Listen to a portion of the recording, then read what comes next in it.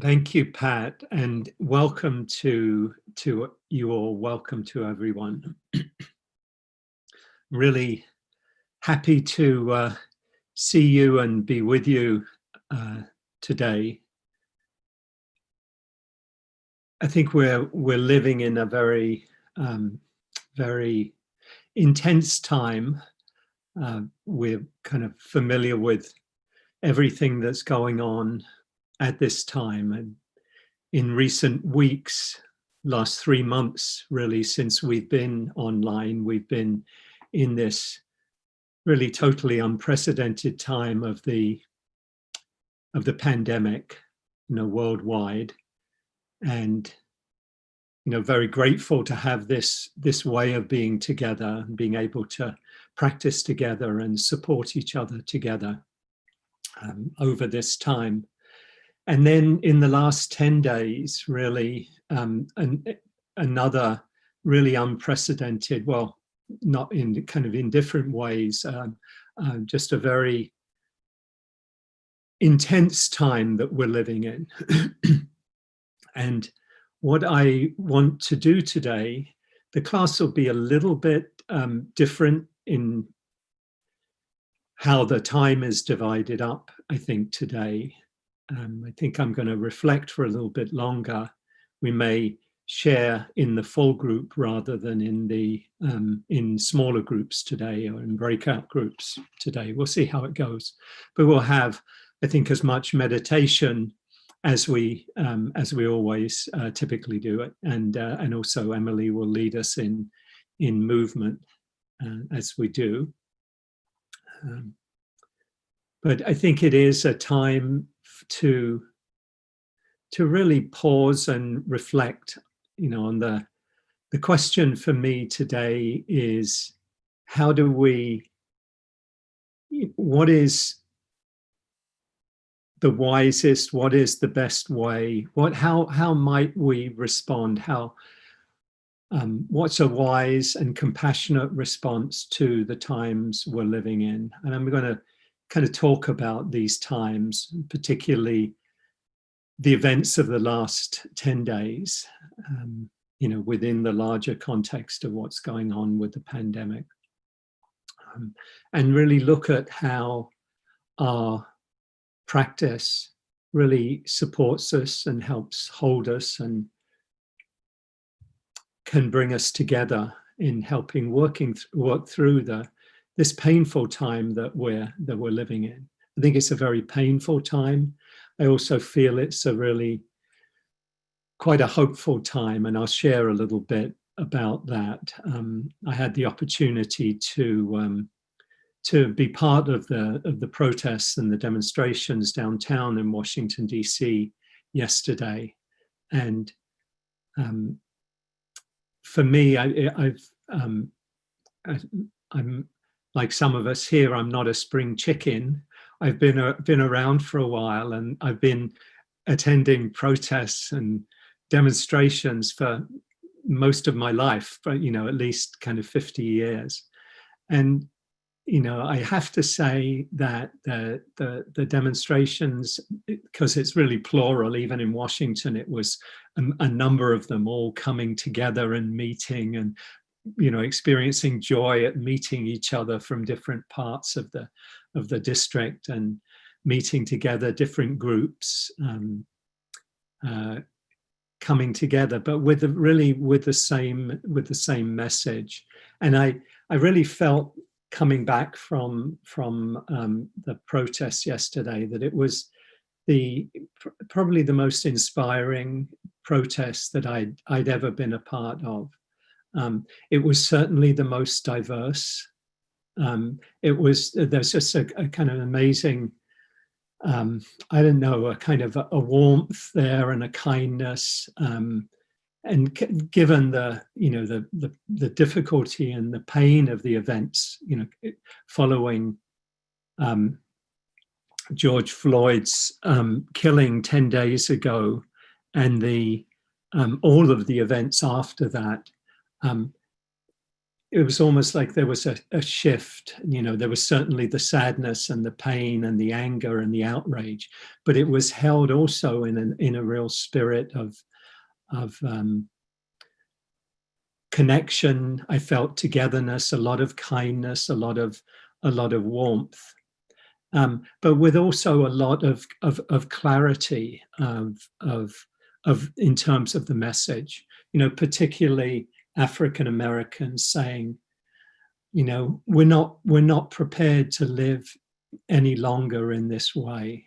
The symbolism of the police officer's knee on the neck of George Floyd and taking his life breath away, that was is such a symbol of really 400 years of institutionalized and systemic racism that's still very much a part of our society and other societies around the world, but of the particular form and particular history in the United States. And that clear message that Black lives matter, that saying our lives matter, our children's lives matter, and this has to change. And also what was also inspiring was white people and other groups as well, saying that if we don't speak out, then we're a party to what continues, to that racism and that oppression continuing. And we, at least all of those who was there and many who aren't there, and I think many here practicing together, are really saying that we need to, as white people, we need to step up and be part of dismantling, play our role, in dismantling racism and moving into a future where all people are not just in words, but everyone is treated equally.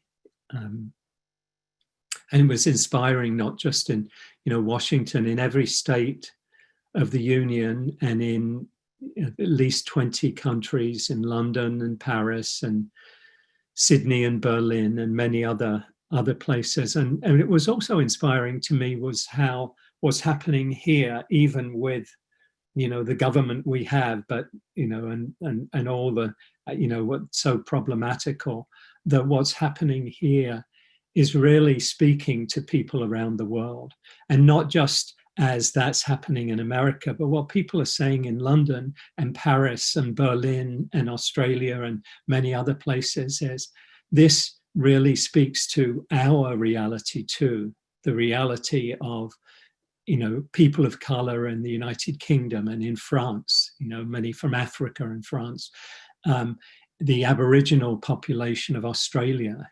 all of that painful history. So there's a way in which what's happening here is really, really speaking to people around the world. And that I think is really hopeful. I think is really, really inspiring.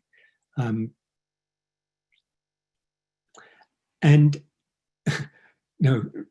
what I want to do is, I don't want to give a political talk about, what this means, but I want to locate our practice of kind of waking up our own hearts in that really in that context, because, as we know, this isn't a practice of kind of taking ourselves away to a mountainside or a place, and kind of keeping the world away and saying, okay, this is just about my own internal practice and finding some personal freedom. Certainly the Buddha did say, and it was in many of his instructions, go to the root of a tree, go to an empty hut and sit and practice. And that is really at the heart of our practice, but it's not with the sense of the world out there, in some way, excuse me, in some way kind of keeping the world at bay, and this being a purely kind of internal practice. Because the more we the more we pause and bring our attention inward, the more we, let go of the doing, and step into what Martha Postlethwaite calls, the dense forest of our lives into that clearing, into that space, and just inviting that quality of the quality of mindfulness, quality of open-heartedly meeting our experience as it is, in the present moment, not how we wish it would be, not how it was yesterday, how it might be, but how it is right now. And of turning the spotlight really on our own experience and opening to whatever is present. So if rage is present or if anger is present, to really make space for that, to allow that to be present, and not to just act it out in unconscious ways, but to honor it, to make space for it, to allow it, to let it come, let it go, and let whatever wisdom is in there, because there's often, almost always, I think, perhaps almost always, wisdom in the emotion of anger, just as there is in the emotion of fear or the emotion of joy. It's kind of providing us information. Our emotional, our kind of mind-body response is doing that. So as we do that, as we open and make space for our experience, we can then, one of the things that happens is that that sense of isolation and separation tends to, falls away, and there's less of a sense of a me kind of defending myself against, what's coming in, or against my own fears or my own anger, that I can actually, the more I open, the more I say yes to what is, the more naturally arises connection with others, compassion towards others when they're experiencing pain or suffering, loving kindness, friendliness towards others as the natural expression of a heart that isn't contracted, isn't caught up in clinging, isn't caught up in fear. So the more that we open our own hearts, the more that we naturally connect with others and the world. It's not a theory. I mean, that's what happens when we let go of clinging. And again, I say that not as a truth, but as something to explore yourself. What happens when you do let go of holding on to whatever it might be you're holding on to, your beliefs about something or your anger towards somebody? What happens when you let go, when you open and allow yourself to feel what you're feeling, and let go of the story in your mind that this person is that bad person doing the bad things, and just allow yourself to feel what you're feeling? It opens us and transforms our hearts and connects us with others and with the world. So these practices of opening and transforming our minds and our hearts are a tremendous support for us in these times. And I think the question to ask ourselves at this time, where one principled conservative writer and activist has spoken about this coming election as the most important election since 1864. 1864 was towards the end of the Civil War. The choices that we're going to make, and I'm not going to get into that, obviously, in terms of the specifics, but just to say that I think never has there been a greater need for compassionate and caring leadership, which makes an enormous difference. Whatever is going on in the streets and in the country and in the world, without that leadership, without that caring, compassionate leadership that, there's been, we haven't, not necessarily in our lifetimes, but we've known it, some of that certainly in our lifetimes, but with Abraham Lincoln and with, FDR and, and more recently, and the more recent most recent administration. But what it's clearly right now, there's a crying need for compassion, for caring at a time when, what we're seeing is division and cruelty. And so to ask ourselves what is our role in this, and how does our practice support us? And there's a story that I've shared before, and it's a well-known one in the Zen tradition, where an old teacher who's been teaching for decades is asked, by the students, in coming close to death, and what is asked, what is the essence, what is the fruit of a lifetime's teaching? And a lifetime's practice. And the teacher said, an appropriate response, an appropriate response. All of our practice, really all of our life, I think, hangs on kind of this edge of what is an appropriate response? What is a wise and compassionate response? Not in a generic way, but for each of us, asking ourselves, what is my response? What am I being called on to do? What actions, what steps can I take to help heal the suffering of the world, help alleviate the suffering all around us, to be a force really of compassion, of caring, of healing. I was reading today one of my heroes. I don't go much for heroes, although certainly people I kind of really speak to me as really courageous figures. And one for me is John Lewis, Representative John Lewis. And I was happy to see that there's a new documentary film about him coming out in, I think in July. It's going to appear in various different forms.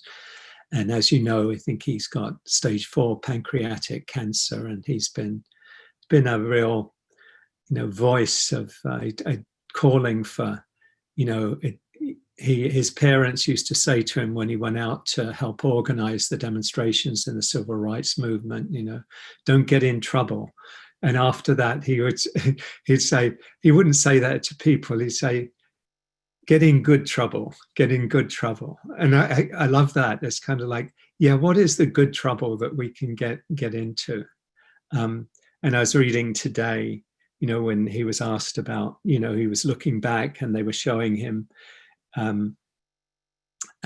some video from 1963, when they were organizing the nonviolent protests, and what it was like to look at that. And he said, you only pass this way once. You have to give it all you have.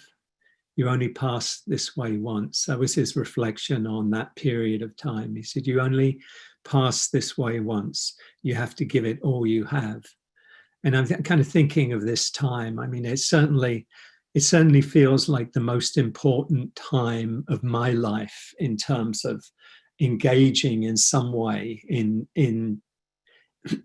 the public sphere, even if we just do it by voting or encouraging others to vote. As Mother Teresa said, we can't all do great things, but we can do small things with great love. And so this, whatever we do, to do it with great love in this, in these times, that what all of us do makes a really important difference. And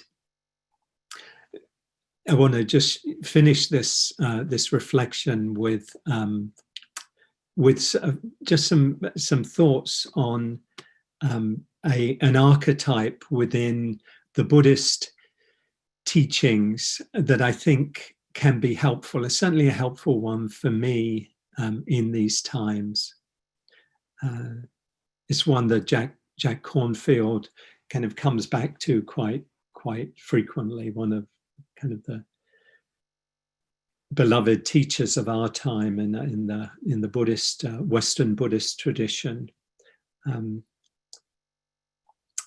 that's the archetype of the bodhisattva, and the bodhisattva means two words: bodhi meaning awakening, awakening the heart, awakening the mind, and sattva is a being. So it's a being committed to awakening.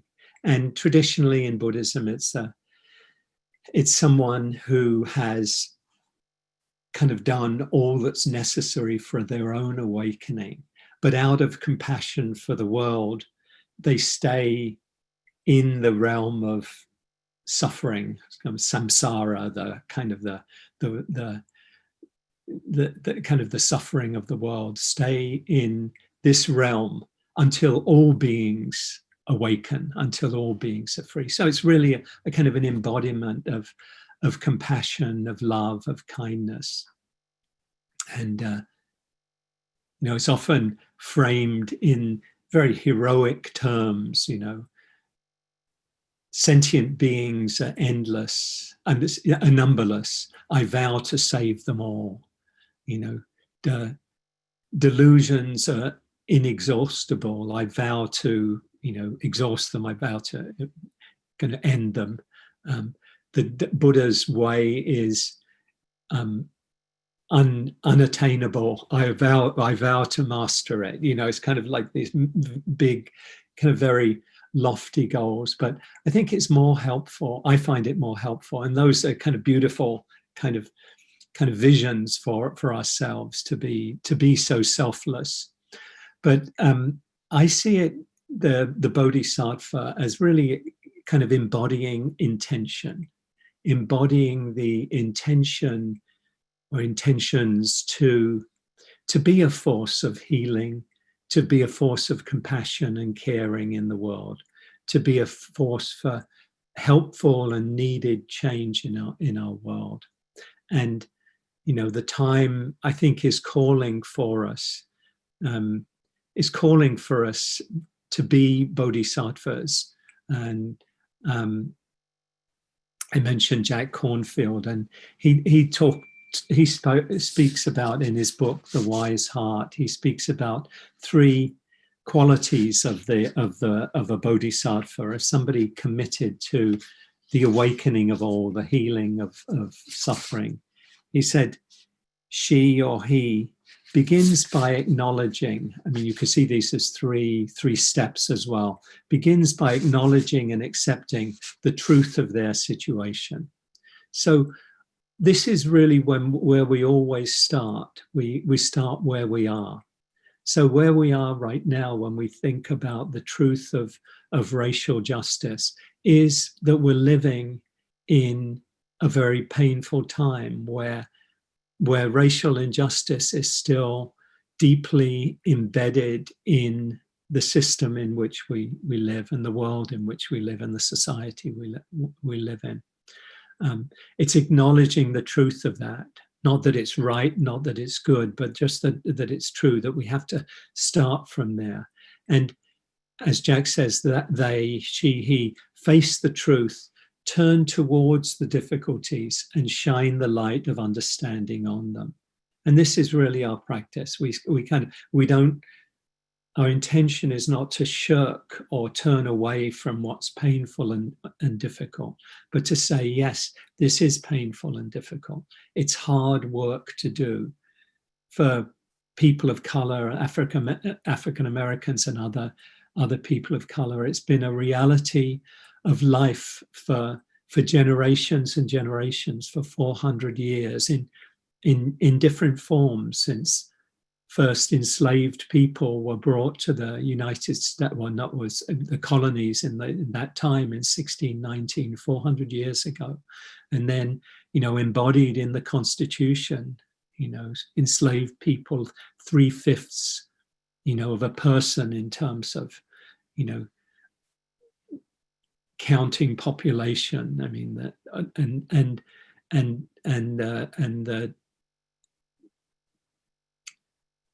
the period of slavery, where slavery was very much part of the system until it was ended, and with the Civil War. But then 100 years of segregation, of Jim Crow, of kind of legalized apartheid, and all the suffering that came out of that.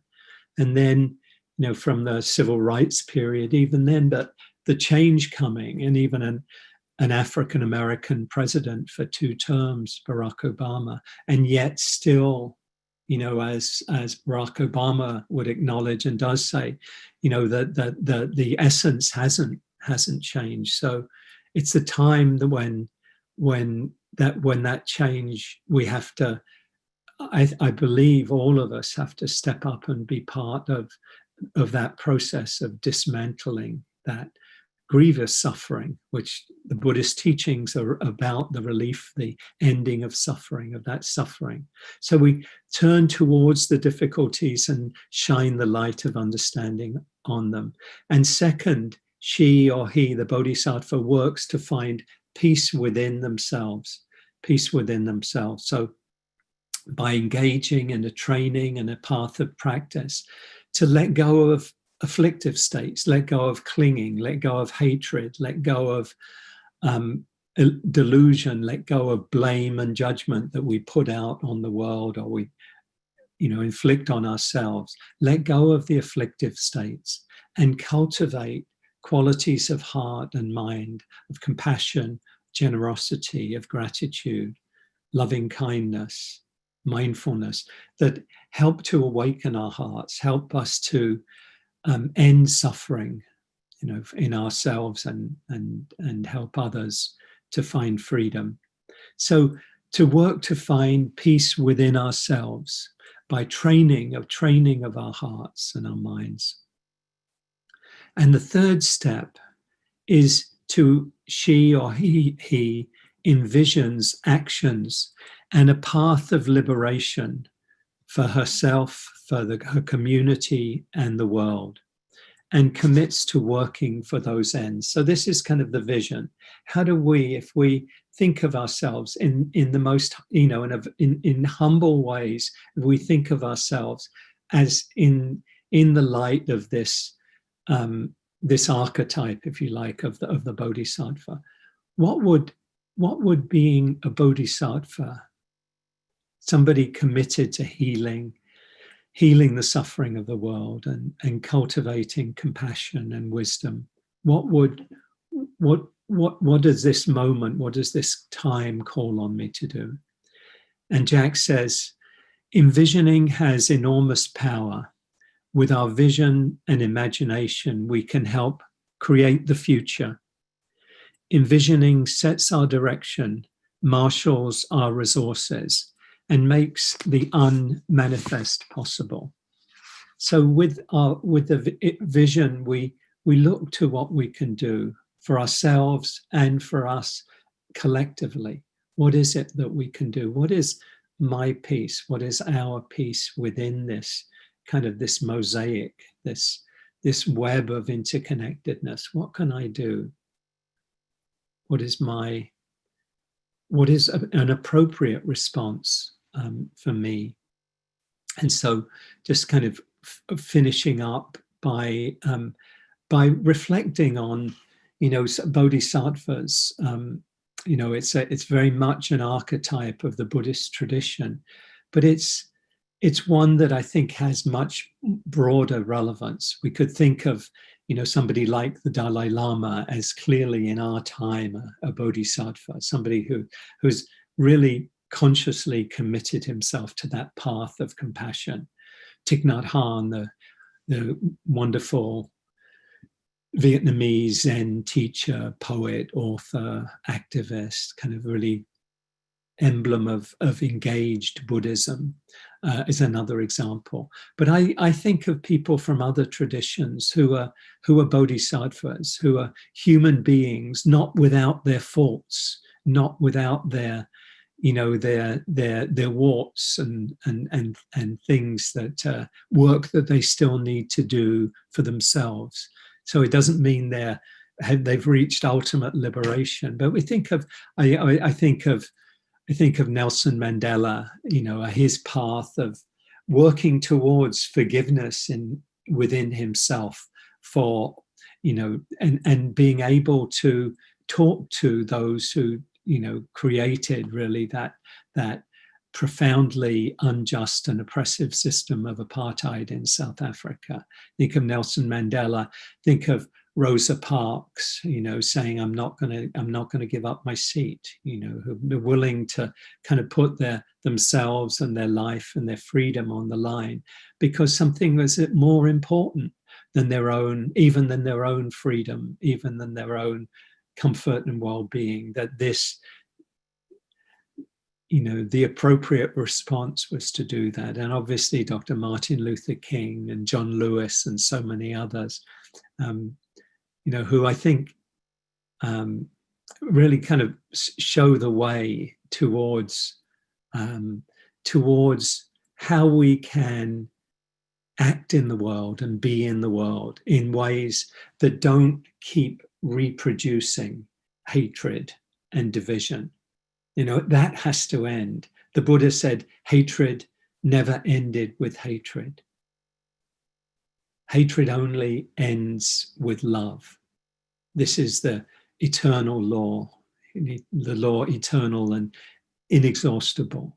It has to end with love.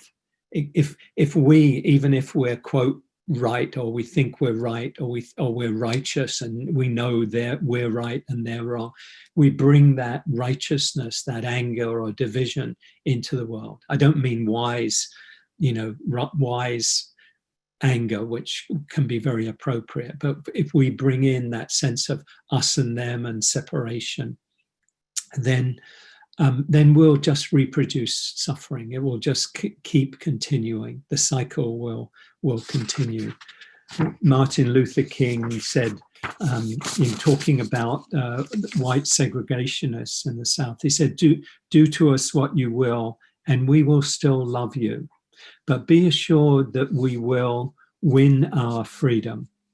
We will not only win freedom for ourselves, we will appeal to your heart and conscience, that we will win you in the process, and our victory will be a double victory.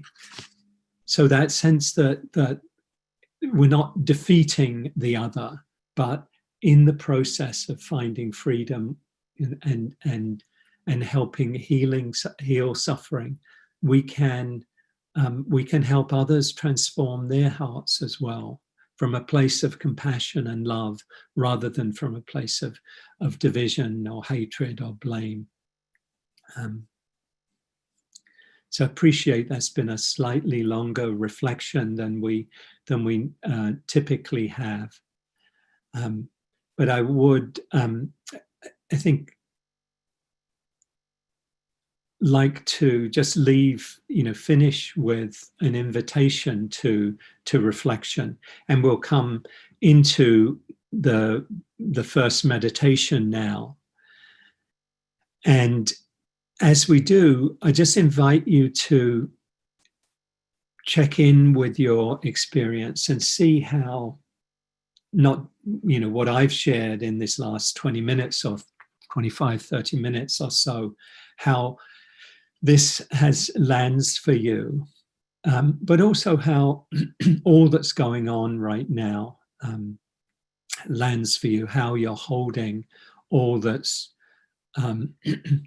present for you in this moment and in these times. So we'll just move into the meditation. So for this, find a comfortable, relaxed posture.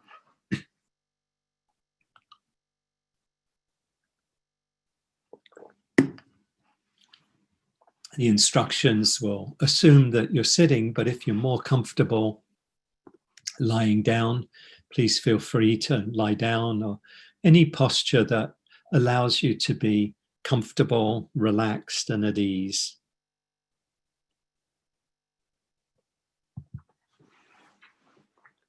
So take some moments to make any adjustments in your posture to be comfortable. Make sure your back is straight. Let your shoulders relax as much as they can. And let the hands rest wherever they're comfortable, in your lap or on your knees or on your thighs or by your sides. You could let your eyes gently close if that feels easeful to you. Let your attention drop inward, come into the body.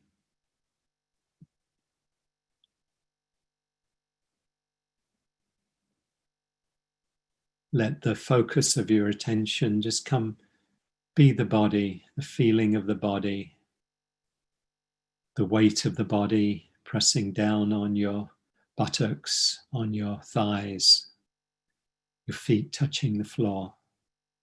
See if you can feel the sensations of the body from the inside.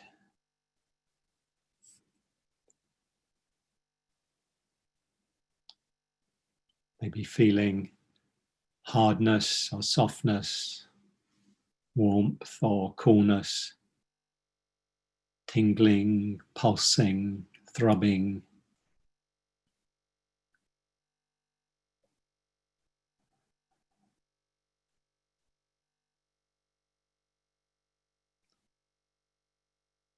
And let your attention come to your breathing. Our breath is a very helpful barometer of our overall kind of state of mind, state of being. So just notice how your breathing is right now.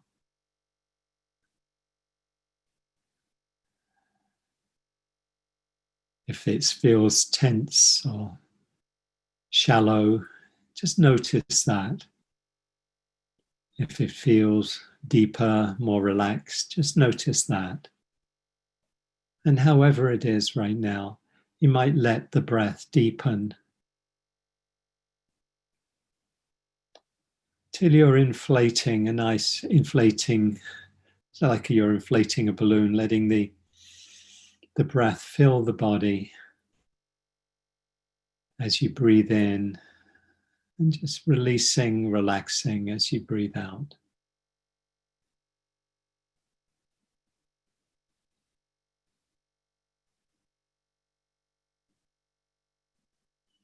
This deeper, relaxed breathing.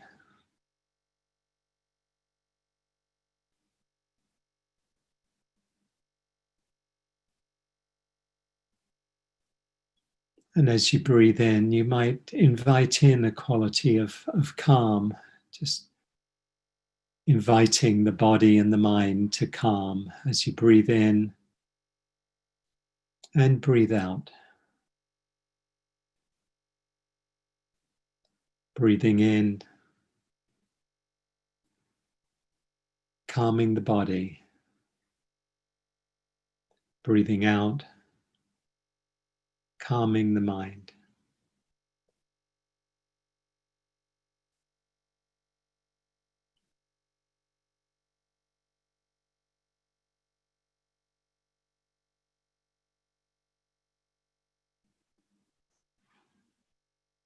See if you can let the breathing be as pleasant as can be. Just enjoying the breath, the in-breath and the out-breath, if you can.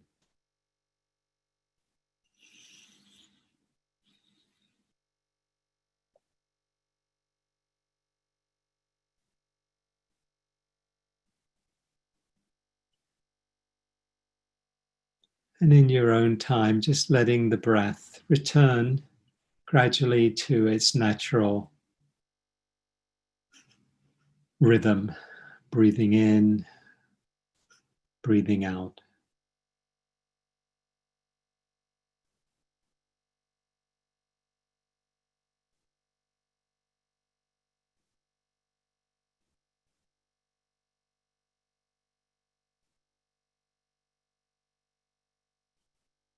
perhaps taking a moment or two to reflect on gratitude, on some things in your life that you feel grateful for.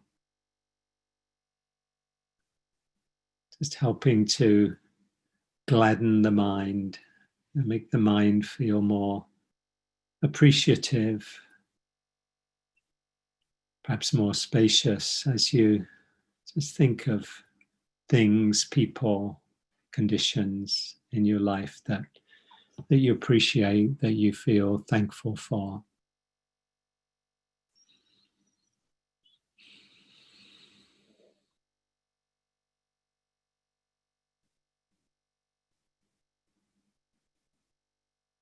As you reflect on gratitude, you might invite a smile to your face, again as a way of helping relax the body and the mind.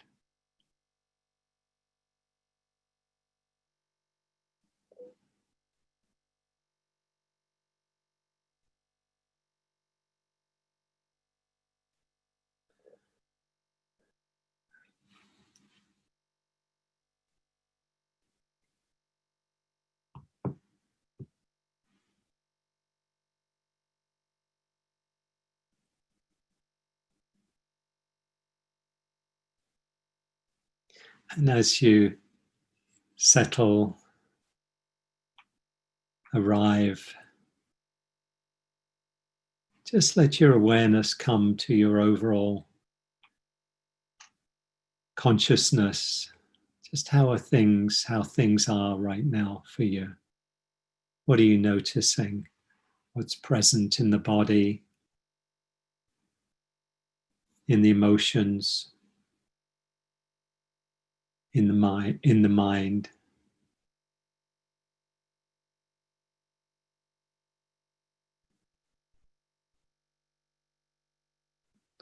And the invitation is to meet whatever is here, whatever is coming up, to meet it with kindness, with friendliness, with acceptance.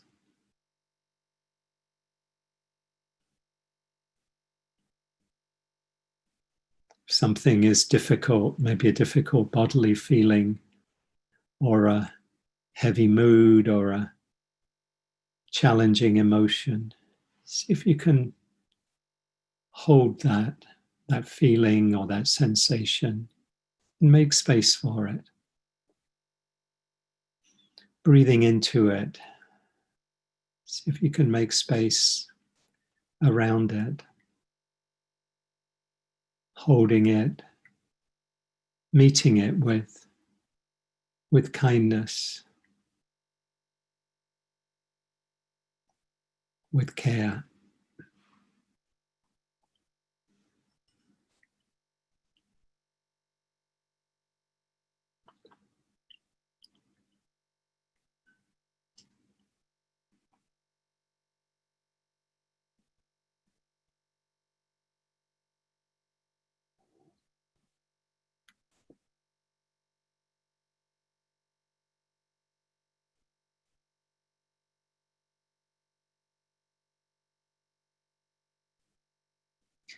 And sharing Martha Postlethwaite's poem Clearing, which really speaks of, not so much explicitly of this practice, but the taking a pause and coming inward. She says, do not try to save the whole world or do anything grandiose. Instead, create a clearing in the dense forest of your life and wait there patiently until the song that is yours alone to sing falls into your open, cupped hands, and you recognize and greet it. Only then will you know how to give yourself to this world so worthy of rescue. So this image, if it's helpful, of stepping out of the mode of doing into this space, into this clearing, into this silence, stillness, a space of intention, of being with what is.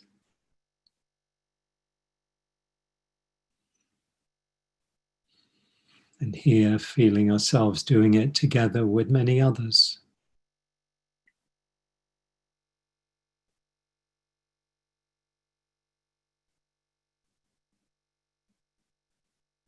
And letting ourselves be open to whatever is present, meeting it with kindness, letting everything come and stay for a while, and then when it's ready, pass.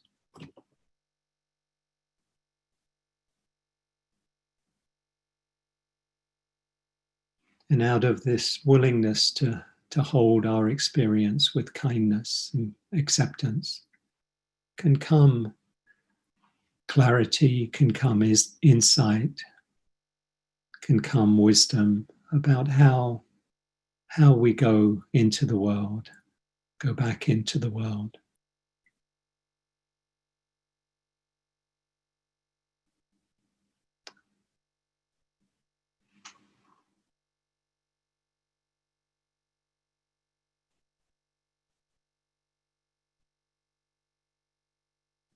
So intentionally opening to, paying attention to whatever is arising in the body and the heart and the mind with kindness, with acceptance, and without judgment,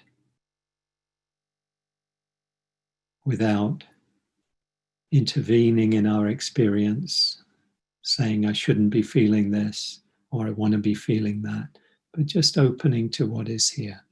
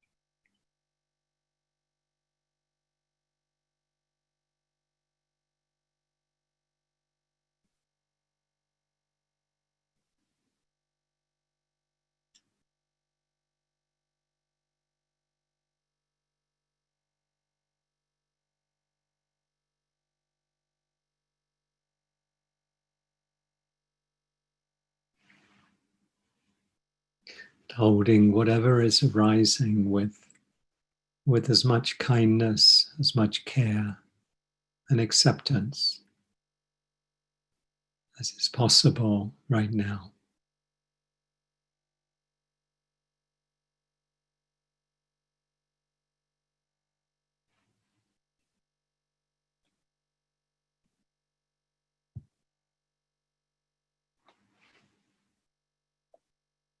These lines from T.S. Eliot's Four Quartets. I said to my soul, be still and wait without hope, for hope would be hope for the wrong thing. Wait without love, for love would be love of the wrong thing. There is yet faith, but the faith and the hope and the love are all in the waiting. Wait without thought, for you are not ready for thought. So the darkness shall be the light, and the stillness the dancing.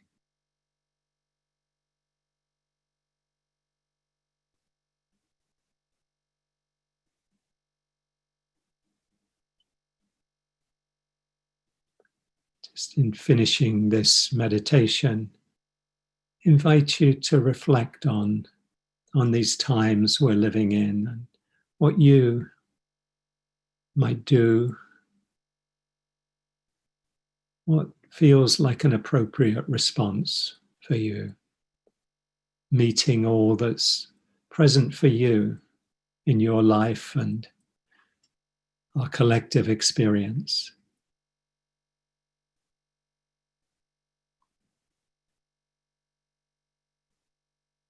What feels like an appropriate response?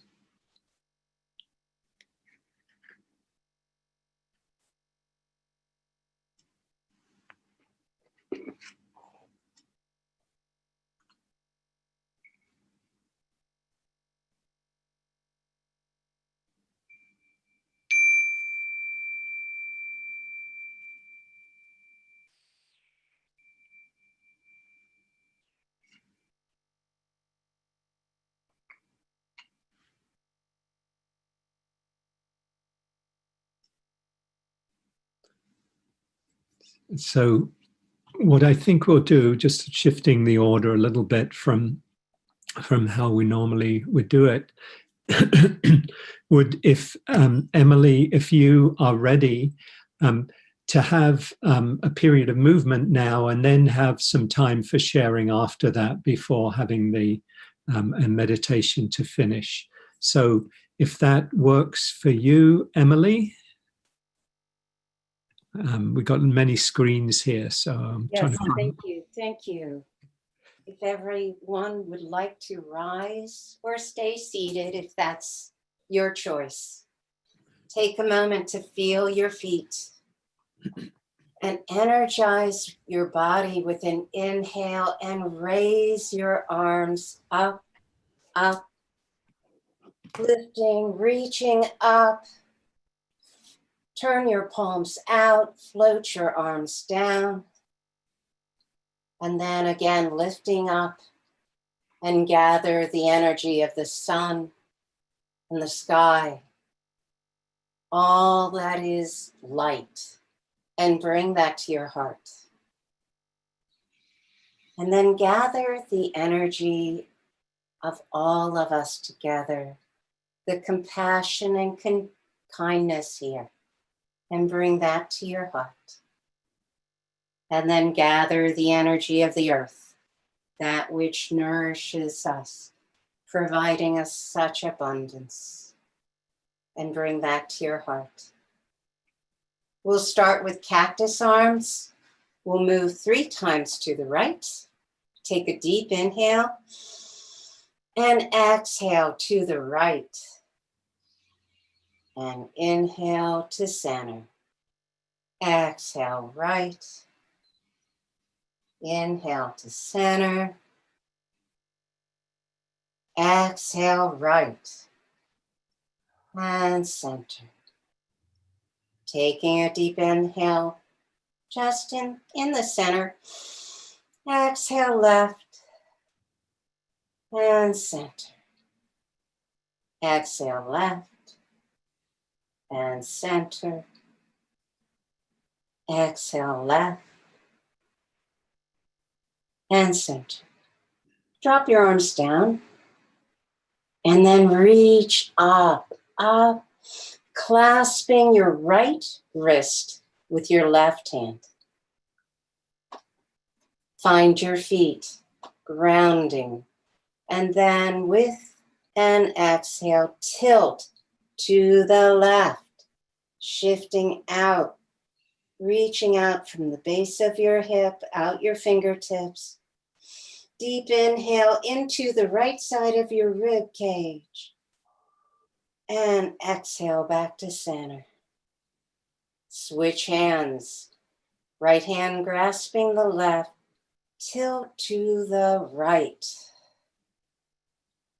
Stretching out, reaching out.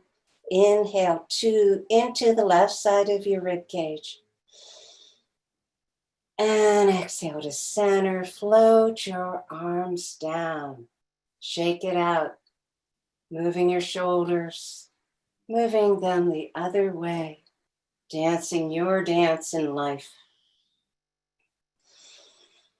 And now, grasp your hands at the back of your waist and lengthen your elbows, opening up your chest, lifting up, and release your hands down. Again, lifting your chest with an inhale, lengthening the elbows,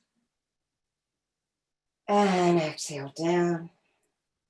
Last time. Inhale, lengthen your elbows, lifting your chest. And exhale, release your hands, float them.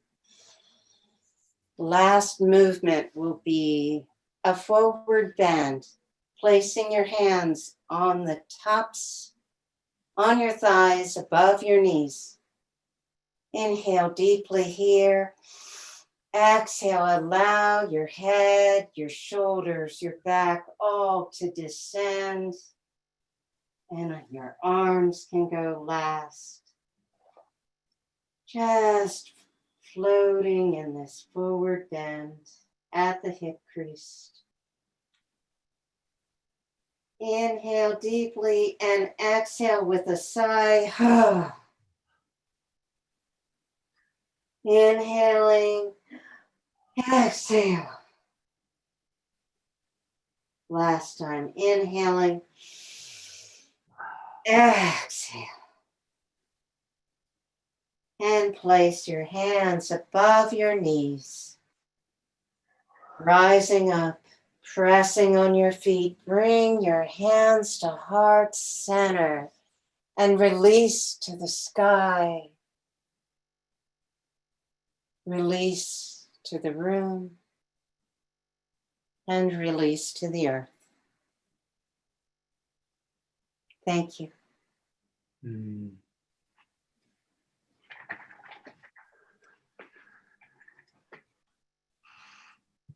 Thank you so much, Emily. As always, that's really wonderful and very needed, certainly by me. So I hope others, I'm sure others found that too. So thank you, Emily.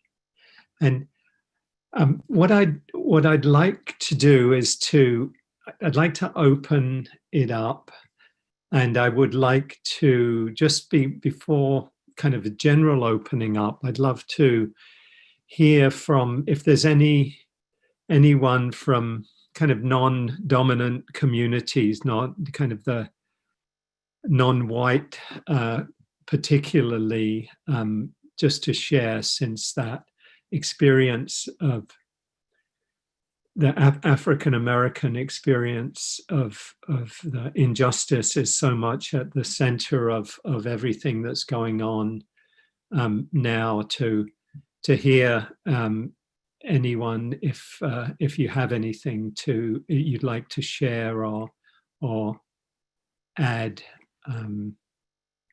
to raise your hand. I know if Sharon or others can identify anyone, anyone raising their hand, and just generally if anyone would like to share. So there's two folks have raised their hands, and so let's see.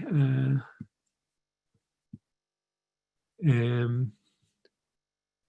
anyone see who has raised their hands? Claude and Nathia. Yeah. Can I begin with Nathia? You'd like to unmute yourself? Yes. Good morning, everyone. Hugh, thank you for such a heartfelt meditation. And Emily, your movement afterwards always makes me want to just applaud because, I used to teach Kundalini yoga, and so I value yoga, even though I don't practice anymore on a consistent basis. But it was blessings to everyone. It was a beautiful meditation. My experience over the past week in particular has been like really one that of exploration and solidarity, and so many emotions. Twice this week I went downtown. The first time I wanted to just witness these barriers being erected in my hometown, blocking me from the institutions that I, as a taxpayer, have every right to access. And so I did that one day this week with my camera in hand. I'm a photographer, and I'm documenting things. And it was heartbreaking to see so many people of color, in particular Latino people, engaging in this work. And it made me think, as you were talking, Hugh, about the Buddha's concept of right livelihood. And I wonder, I know these people may not be Buddhists, but right livelihood these are universal principles that the Buddha espoused. And bless them, I don't hold any anger toward them, but I certainly hope that, they also, I don't know, it just kind of raised that question in my mind. And then the other thing was being down at the protest yesterday. I didn't stay for like when the crowd really gathered, but my daughter and I went together, and for different reasons, we kind of have an aversion to crowds. But we wanted to, again, be in solidarity, absolutely, with the goals and the aims of the protest. And it really was beautiful to see so many people, even early in the day, gathering to see what the mayor had put on, and people are torn. Not torn, people are very clear, either pro or con. This mayor in particular, people are thinking, oh, she's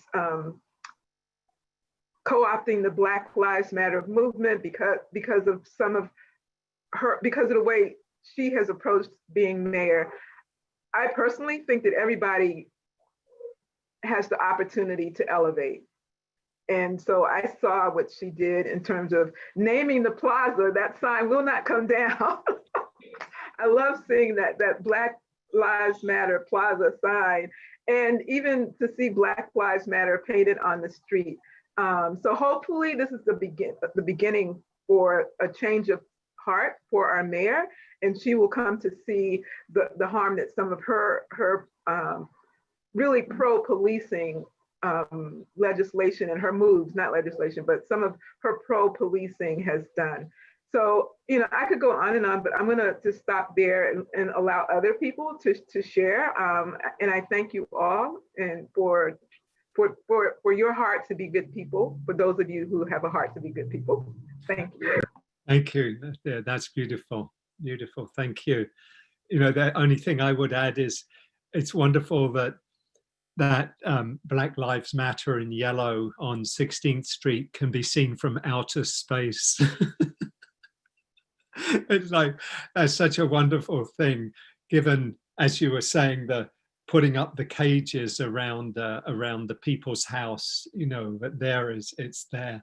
It's very powerful. And as you say, there's complexity involved in her, her actions or her lack of actions. But I want to say that lots of moxie, to really do that. I mean, and so I give her a big thumbs up for doing that as well. Thank you for sharing that. That's lovely. And let's take a couple more folks who want to share. I'm seeing Nisreen. Do you want to go?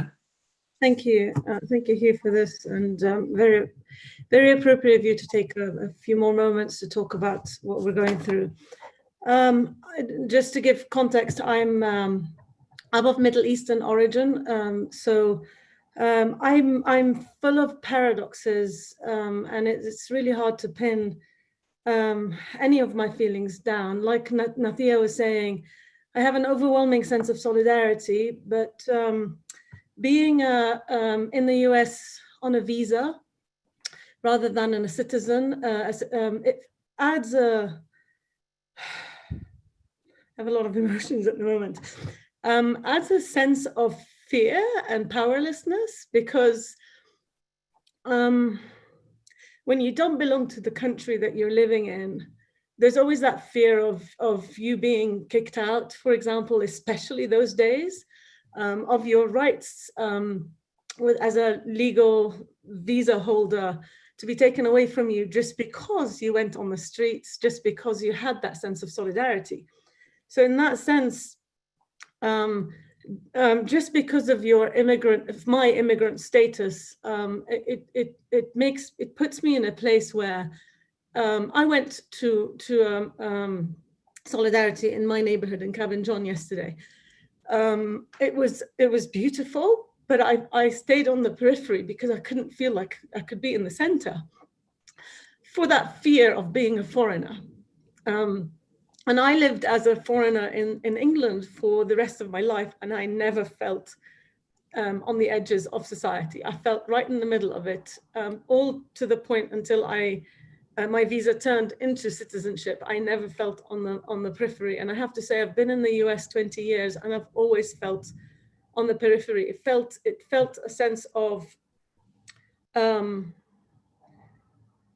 no permanency in a way. So back to what's going on, it was hard to bring myself fully to the sense of solidarity because of that fear.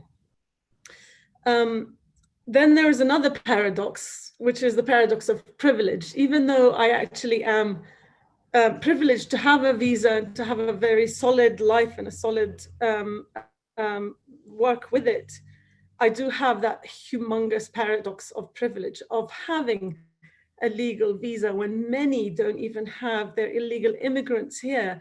They've come like me to seek a better life, but they are illegal. So in a sense, for me yesterday, there were many signs, no lives matter until Black Lives Matter. And that resonated. I've got goosebumps just saying it, because when we bring justice to to 400 years of injustice, then justice will start percolating down to the rest of us. So yet I sit in privilege. I sit in a massive house, so I've got so much. I'll stop here. I guess I'm rambling now. It's just, there's a lot of solidarity. There's a lot of paradox. There's a lot of pain, but it's beautiful to see a movement, and I hope it never stops. I really do, not for my sake, but for the sake of everybody else. Thank you so much, Nazreen. That's so heartfelt. Thank you. And let's see. Diane has her hand up. Who does? I believe Diane. Yes, I'll unmute. This has been for a very painful period of time, in part because I've found how much pain I've stuffed down, how much that is about, how much that's about survival. And one of the things so you find yourself like crying, and you realize, oh my God, that's pain that I just have never acknowledged. But one of the things I'm most hopeful about, and I did go downtown yesterday, was the hope that I saw in these young people. And I think there's part of me that feels a fair amount of guilt, because I think you wonder why we left it to our young people to continue to fight this. And the thing that's giving me sort of some hope is that somehow, in all the stuffing down the pain, in all the instructions that we were given and that we give our children about just like put your head down and do the best you can and keep pushing, somehow we also created a generation of people that are just not going to have it. And so while I sometimes feel frustrated that we've left this work for them to do, even though we've struggled, and but that part of the struggle has been giving them whatever it needed to take for these young people to come up. And so for me, seeing these young people, as I was walking home and thinking the demonstration was ending, walking up 16th Street, you kept seeing these young people coming and the young people coming, and each of them each group had this fierce energy, and which is something I don't think we've ever seen, and a wisdom about how to do things that is beyond what some of us knew. We worked very hard to kind of figure out how to do things within the system and make, these kind of political alliances. And they're like, no, we're going to set some things out. And so I think that when we talk about the mayor's approach to policing, these young people have conceived a whole new way of policing that we didn't let ourselves envision, and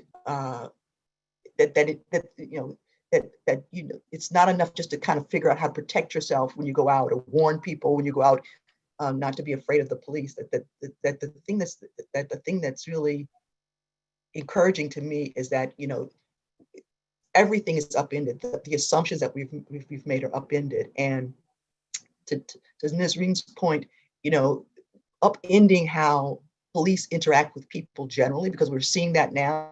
The violence is coming from the police against the peaceful protesters. And so people are seeing that now. And I think that's going to change. I think it's going to be better for everybody. So it's been a difficult time, painful time. But I think as we do in our practice, allowing the pain to come forward and recognizing it has been really helpful for me.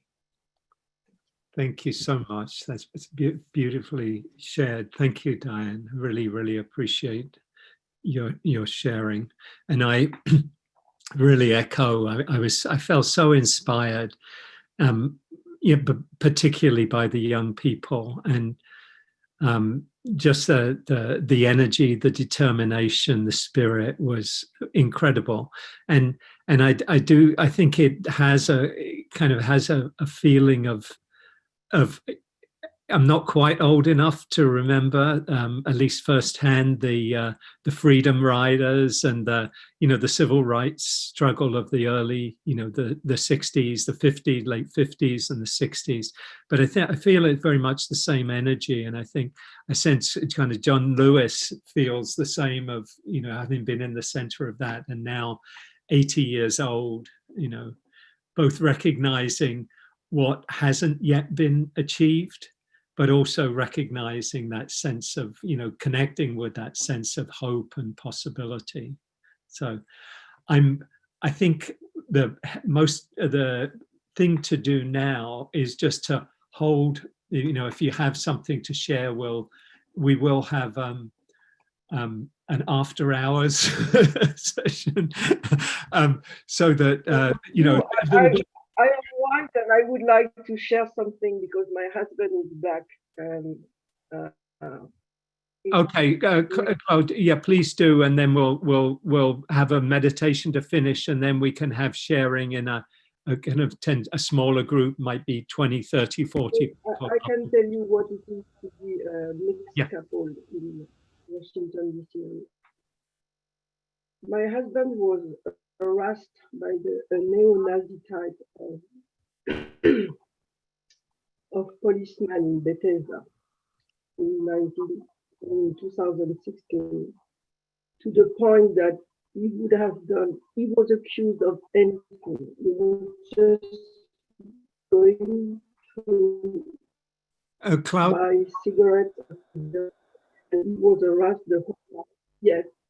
And when all this erupted, just to let you know that it's very nice to get hope But some of us are really stuck in a very, very deep fear.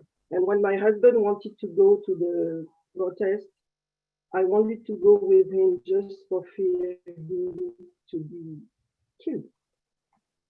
And he said, no, it's better that I go alone in case something happens. And at least the children will have a parent left.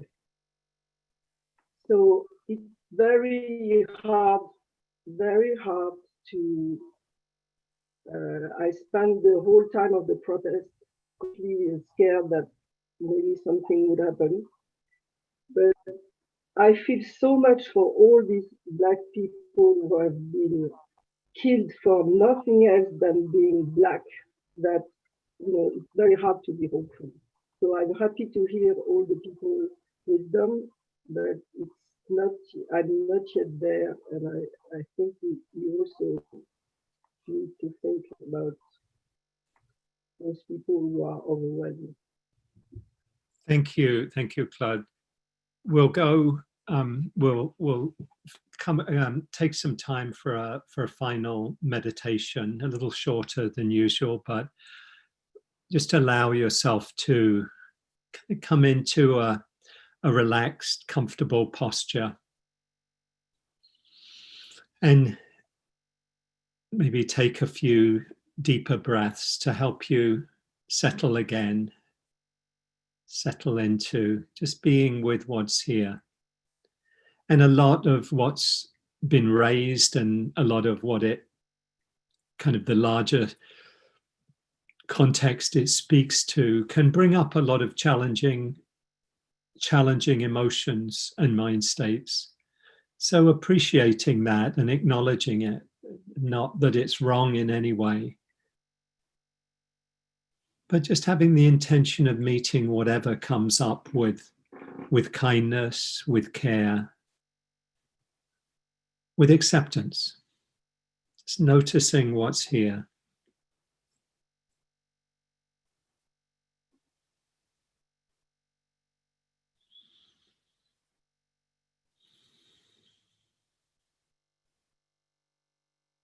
Letting your breathing help you hold whatever you're experiencing right now. Letting it make space for anything that's challenging or painful or unpleasant. Also connecting, if it's available, to any pleasant feelings, any maybe feeling of joy or calm or hope.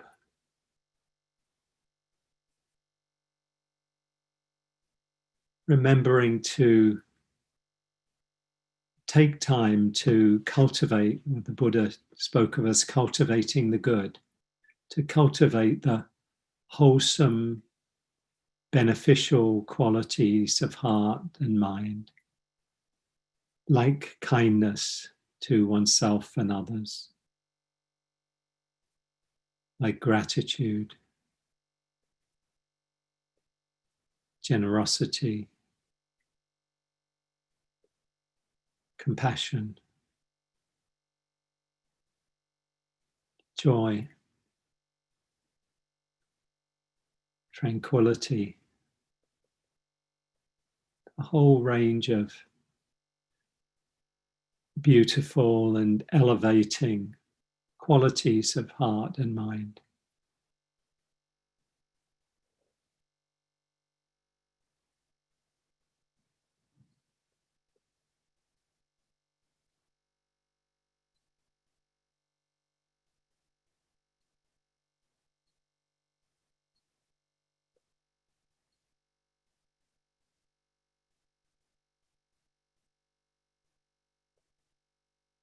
So holding what might be challenging or difficult, but also giving space to what is hopeful, what is inspiring, what helps to open the heart the mind, particularly the heart of compassion and kindness.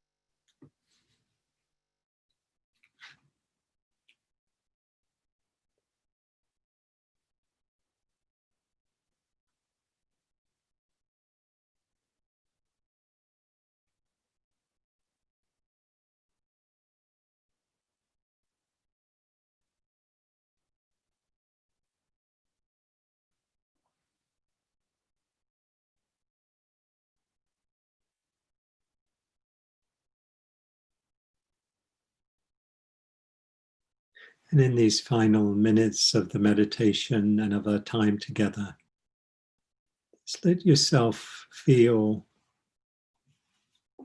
appreciation for yourself, if you can, for taking this time to be present with what is, to say yes to what is.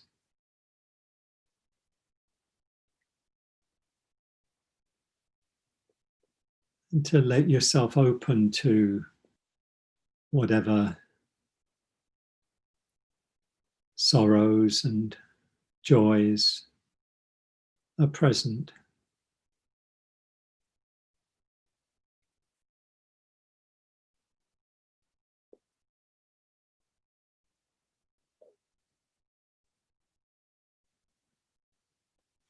And just having the intention, and if we can, the courage of holding whatever is arising with kindness and acceptance.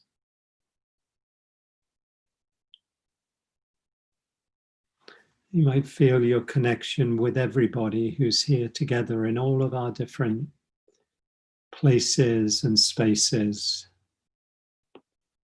all of our different histories, stories, experiences. And just feeling this collective energy of caring, the willingness to be with what is, and to open our hearts to the suffering of our world, suffering of others, of ourselves, and of the world.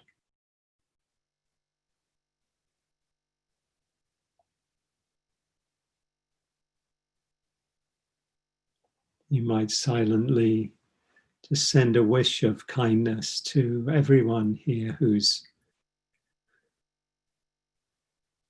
on this in this online space together.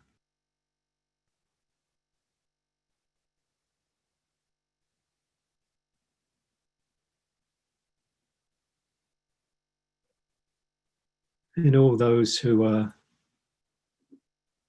protesting, demonstrating, calling for justice,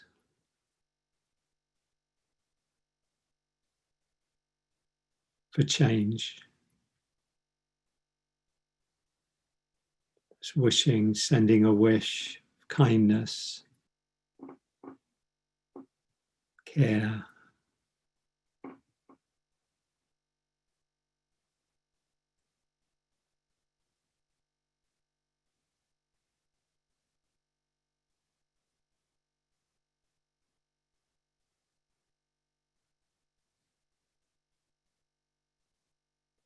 and keeping our hearts open to those whose hearts may be closed at this time, who may be living in fear and in a more narrow view of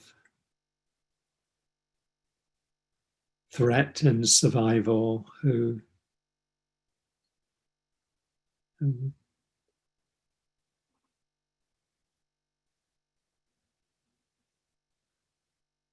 feel the need to lash out or crack down, just wishing that their hearts be open too, and that we include them and everyone in our wishes of kindness and care.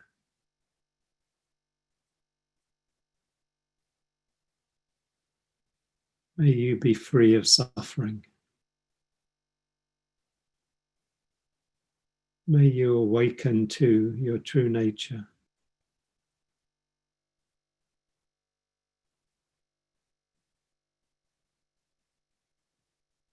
Just wishing for the well-being of all beings everywhere.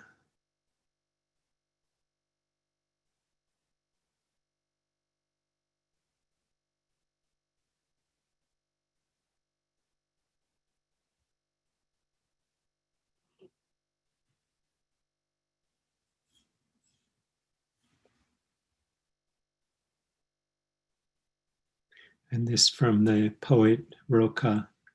I live my life in widening circles that reach out across the world. I may not complete this last one, but I give myself to it. I circle around God, around the primordial tower. I've been circling for thousands of years, and still I don't know. Am I a falcon, a storm, or a great song?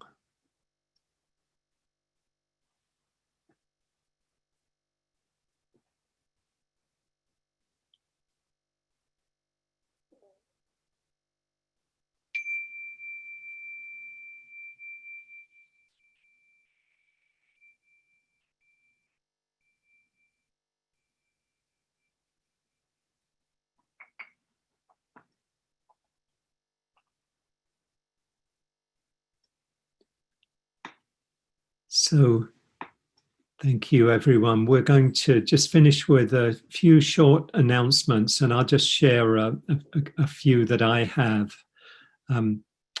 One, I'm going to be offering a half-day retreat at the end of the month, June 27th. It's on the IMCW website. It's a chance to practice for a longer period of time together, maybe twice as long or a little more than the class. So if you'd like to check that out, that's June 27th. It's a Saturday, I think 9:30 to 1. Also want to share that I put in the chat 75 things white people can do for racial justice. If you're interested in that, it's a very helpful resource, particularly for white people in these times.